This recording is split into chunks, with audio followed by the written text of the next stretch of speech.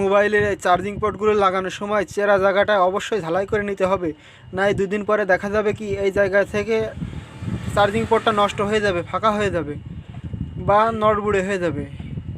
এবং পেস্ট দিয়ে ভালোভাবে চার্জিং পোর্টের পিনগুলো ঝালাই করে নিতে হবে, যাতে করে পয়েন্টগুলো ভালোভাবে ঝালাই হয় বা খুলে না যায়।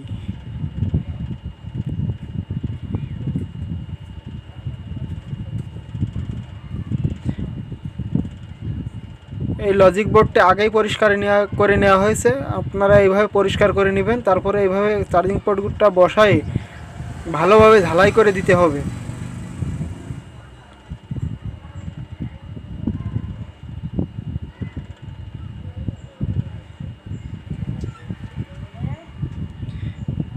আপনারা চাইলে পেস্ট দিতেও পারেন, নাও দিতে পারেন, যার যেটা সুবিধা। আমার পেস্ট দিলে সুবিধা হয়, তাই আমি পেস্ট ব্যবহার করি।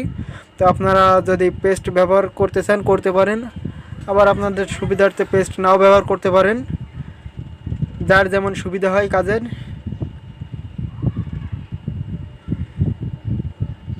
চারটা পিন ঝালাই করা শেষে পিছনের যে 5টা পয়েন্ট থাকে কানেকশন পয়েন্ট, ওই 5টা পয়েন্টে ঝালাই করে দিতে হবে।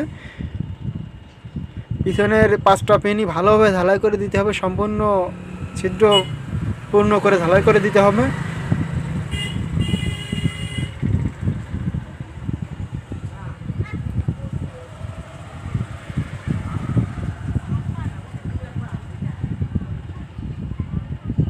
চার্জিং পোর্টটা লাগানো এখন কমপ্লিট। এখন আমি চেক করে দেখাবো চার্জিং পোর্টে চার্জ নেয় কিনা। লজিক বোর্ডটা ফোনের সাথে সেট করে নিয়ে তারপর আমি লাগাই চেক দিয়ে দেখাবো।